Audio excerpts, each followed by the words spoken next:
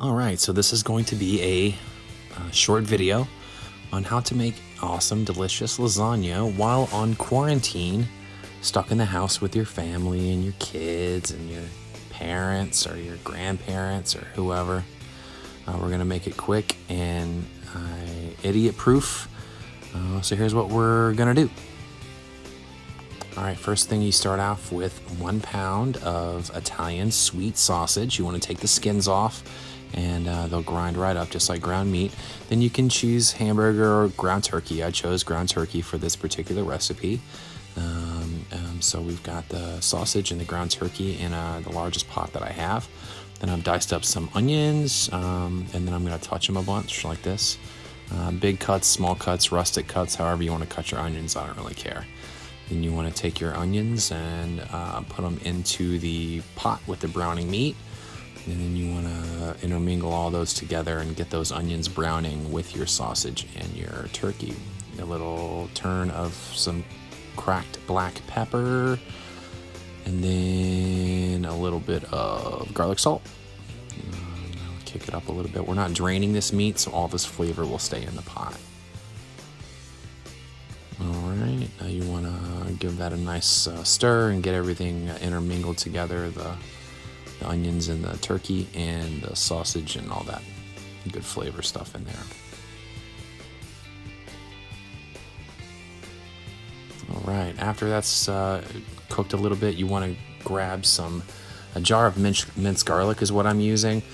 You can use fresh garlic if you want. I don't think that there can be enough garlic in any dish, so I'm using 2 big old fat spoonfuls of it. You can use more, you can use less, whatever your taste is, but I love garlic. What do you think of garlic? I think it's delicious.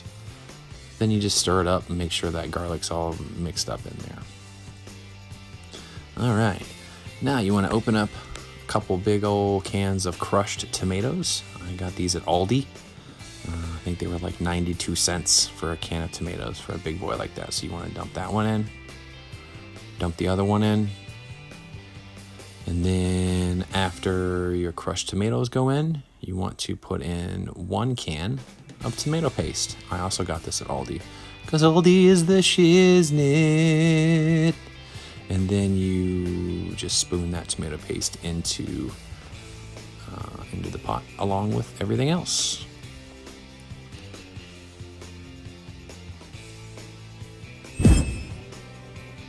All right, now here's a little trick. Pour half of a can of water into one of the cans, swirl it around, and then pour it into the other can, swirl it around. Then you have some nice, delicious tomato water.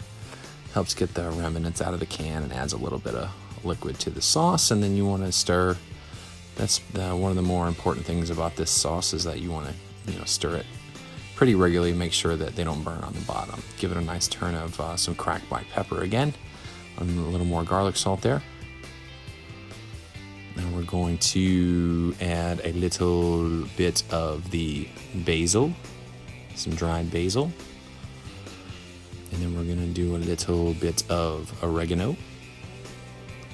And these are all big flavors. I mean, I like to go big when it comes to flavor kind of stuff like that. Now we're going to get a big old bunch of fresh basil. Can you smell it? It smells so good. You just want to pull off a bunch of the leaves and smack them, twist them in your fingers, pull them apart, however you want to do it. You can throw them in whole, you can throw them in halves, however you want to do it. I like to throw a bunch of fresh basil in my sauce. It just adds a bunch of aromatics and good flavors. Right. Just the leaves, no stems. All right, so now you just want to put the lid onto the sauce, and you want to get it nice and nestled in. You want to turn your burner onto about 2.5 to 3, not too low, but not too high. You just want to cook it all the way through. And now we want to take a quick break while that cooks.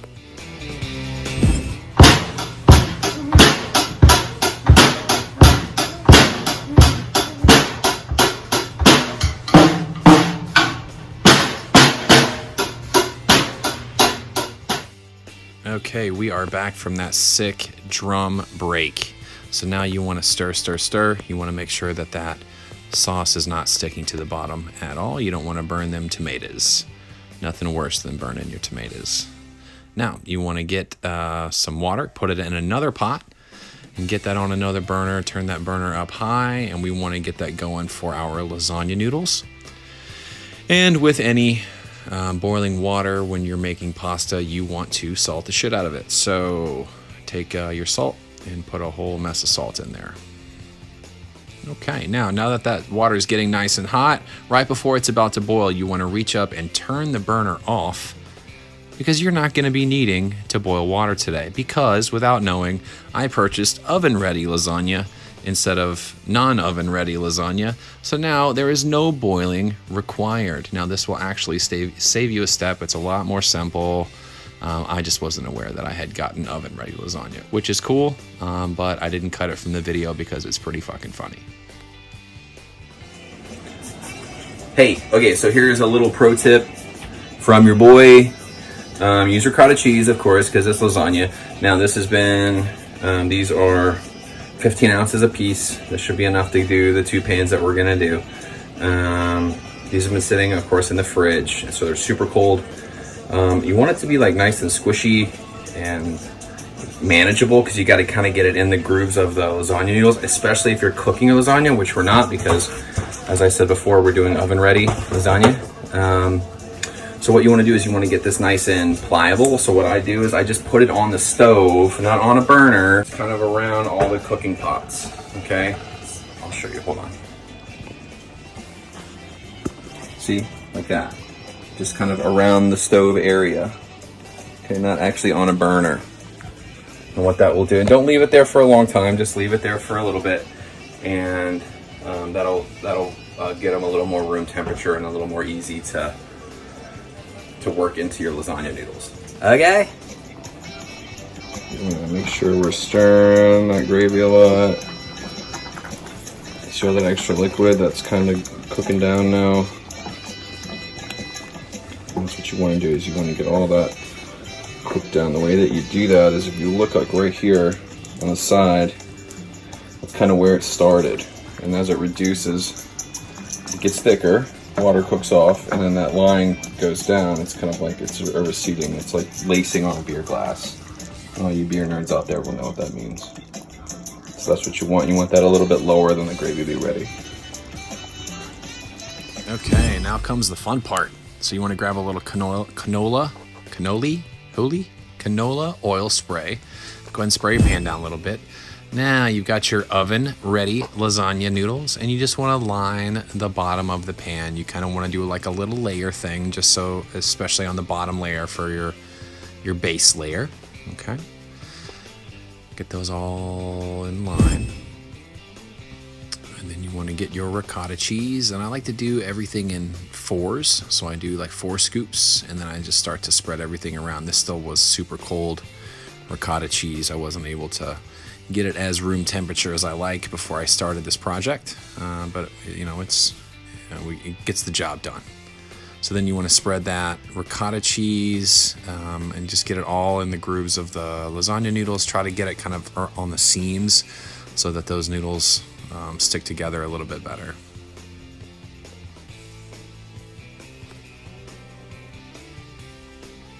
That bottom layer is relatively important. All right, now you want, I'm taking a little bit of fresh shredded Parmesan cheese. I do a little bit of layer of that. Okay, and I get a little sippy sip. There we go. Now we're gonna get some shredded mozzarella, nothing fancy, nothing expensive. I got this, once again, I got this bag of mozzarella at Aldi. I always go to Aldi for meat and cheese. They have really great quality stuff, and it's relatively inexpensive. So now after the mozzarella layer, you want to get your sauce and scoop. I did 4 scoops here, and then you want to take your wooden spoon and just kind of spread it around. Push it out all the way out to the edge. And that's 1 layer. Next thing you do, grab some more noodles and you just start stacking them up again. So this is basically how you build a lasagna, is it's noodles, cheese, sauce, noodles, cheese, sauce. So that's what we're doing. We just put another layer of noodles down, 4 more scoops of ricotta. That's how Maria's grandmother says it. And then spread that all over also.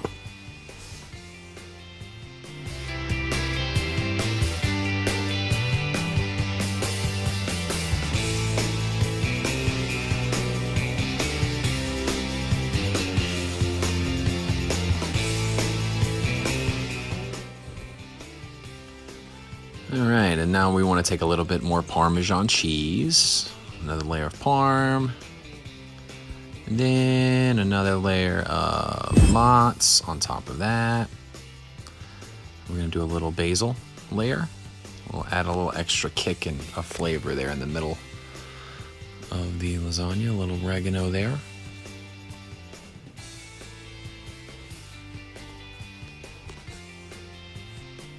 And then boom, I'm gonna hit you with some fresh basil leaves. So when you dig into that lasagna, it's just gonna be bomb flavors all the way through. Another layer of mozzarella for you right there.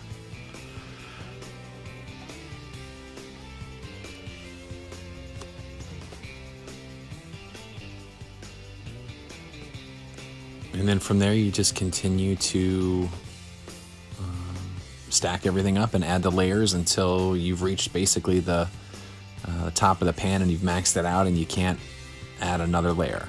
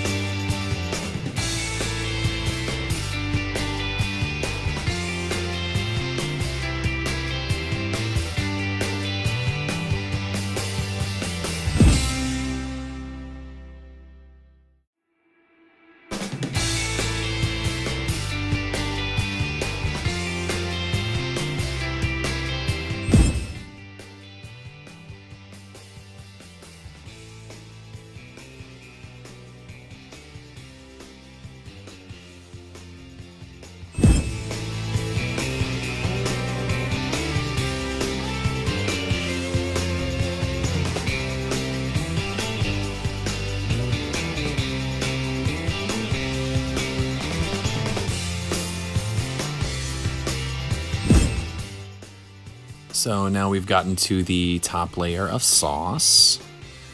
So we're gonna spread this all the way out across the top. And we're going to hook up one last layer of shredded mozzarella cheese on the top, and that'll bake nicely on the top of the lasagna and get nice and golden brown and bubbly and all that fun stuff that you want from cheese. Now we're gonna take, we should have like half a thing of ricotta, definitely some Parmesan left. Throw that back in the fridge and you can use it for something later.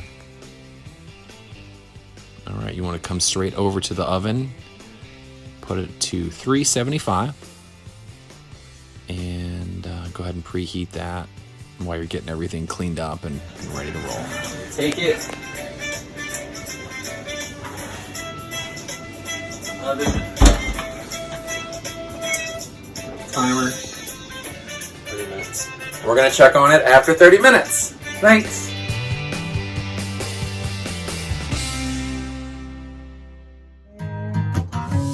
Time to sleep, lost count of sheep. My mind is racing faster every minute. But could I do more? Yeah, I'm really not sure. Now I'm running circles, but I can't quit. And I'm so confused about what to do. Sometimes I wanna throw it all away. And after the buzzer goes off after 30 minutes, you want to just go check on it, check your edges. If you look here, you look, the corners are starting to look good, but the middle is still a little bit white. So you want to wait for that to be nice and golden brown before you pull it out. So we're going to go ahead and reset the kitchen timer for 30 more minutes. We probably won't use all 30, but we're going ahead and set it for 30. 15 minutes later. All right, and now there is our finished lasagna. After 15 minutes, it got nice and super golden. We've got some nice crispy edges. And we've got a nice golden brown and bubbly center. Now the most important thing is to let this bad boy sit for 20-30 minutes before you cut into it. Let all those layers get to know each other. So thanks so much for tuning in to this silly video. I hope you have learned something, and I hope you try to make something in your kitchen, or make some music, or make some art, or make some noise, or make some body's day. Thanks for watching. Happy quarantine, and y'all stay out of trouble.